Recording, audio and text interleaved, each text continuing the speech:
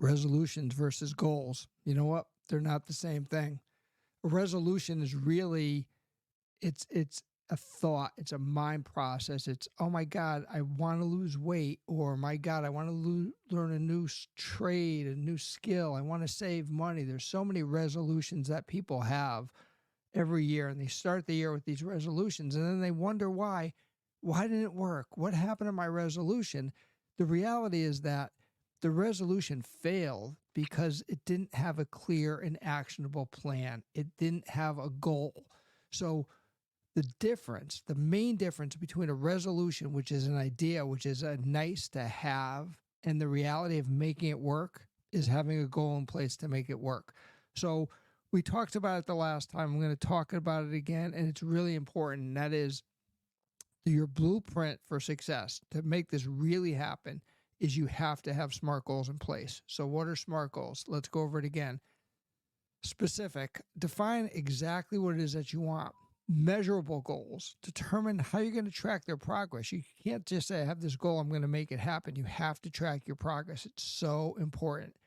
Achievable, you have to set goals that challenge you, but that are also within your reach. If you set a goal that's so high, that's so out of your bandwidth, the likelihood is you're not going to make it happen. So an achievable goal is really key. Make it relevant. It's something that you really, really want to do. It's really important to you.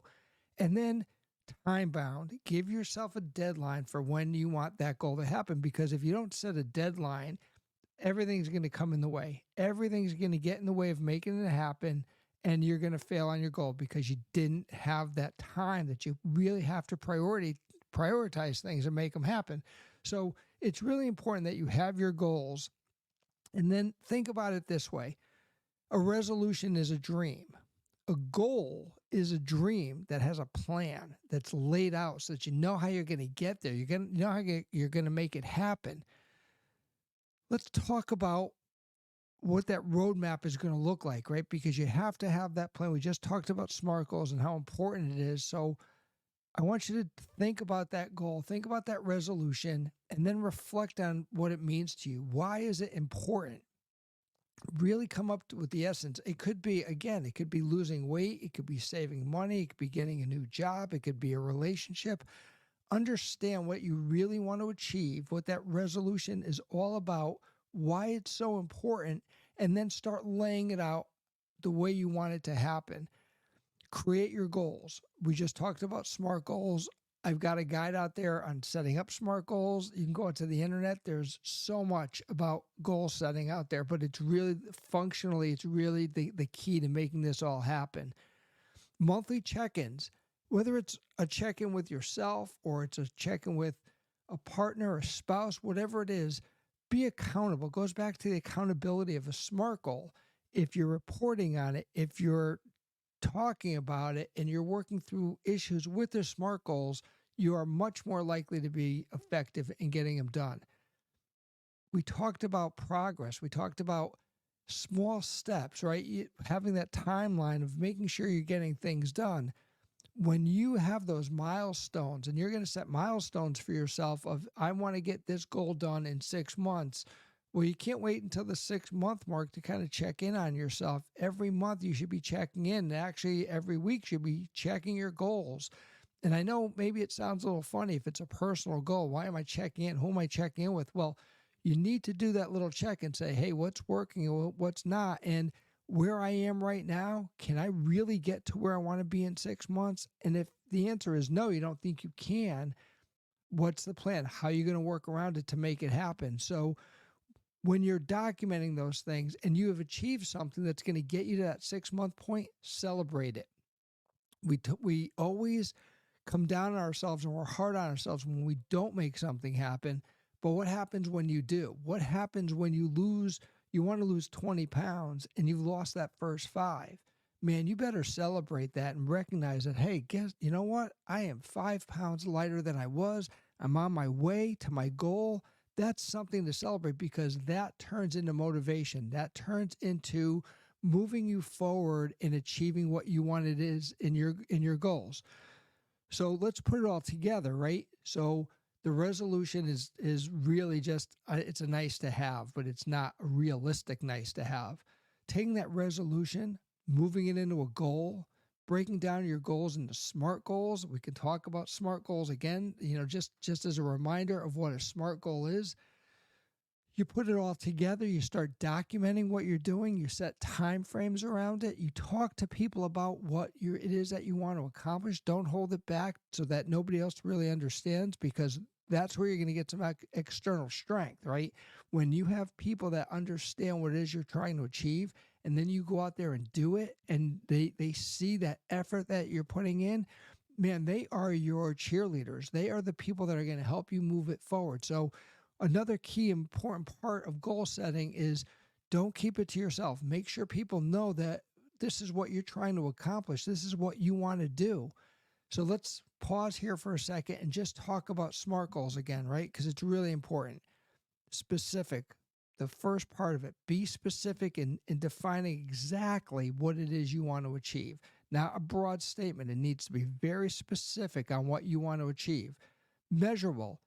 How are you going to track it? Let's talk about weight. You want to lose 20 pounds. What are the steps? Going to the gym, changing your diet, getting in that exercise, getting enough sleep, drinking plenty of water.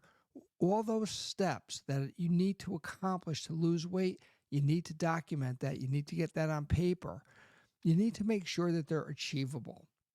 You don't want to lose, maybe you do want to lose 50 pounds, but can you lose 50 pounds in the time that you want to do it? Make sure that it's an achievable goal, because when you get to that 6-month mark and you've only lost 30 pounds, it's still a great accomplishment, right? But it's not the 50. So did you fail? No, you absolutely didn't fail. You did a great job. You lost 30 pounds, but it's not where you wanted to be. So make sure that the goals that you're setting are really achievable. And then once you reach that mark, then you go to the next level. Relevant. Make sure that the goals that you're setting really have a purpose for you. So again, obviously losing weight, huge benefits all the way around. But getting that new car that you wanted, that fancy car, is it really relevant? Do you really need it? Maybe not. So make sure that whatever your goal is really relevant. And then, we've really kind of been pounding that into this conversation today is time bound. Give yourself that deadline.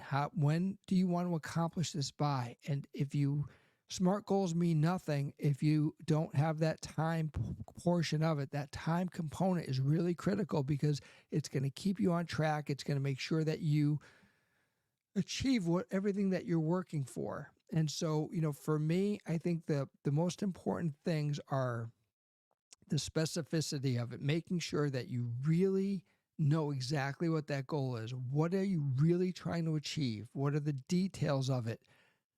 And how are you going to measure it? Again, the measuring of your goals is really, really important to make sure that you're on track, that if you have to stop, if you have to pause, if you have to replan things and kind of shift directions, because so many times what we have in our mind is this is the path we want to take. This is how we're going to get there.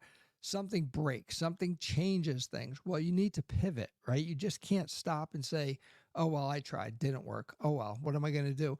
No, you have to have that achievable goal in mind. And once you do, and then you pivot and you figure it all out, it comes back to the measurability of things and the specificity of things. These are all really, really integrated together.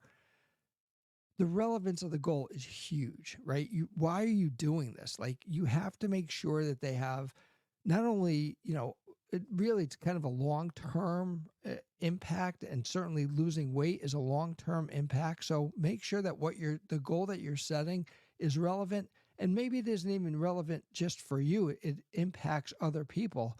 You want to buy that house for your family. It's relevant because it's going to impact everyone. So make sure that all of these components, specificity, I hate that word, measurability, achievability, relevance, and timeliness. SMART goals impact you in so many ways.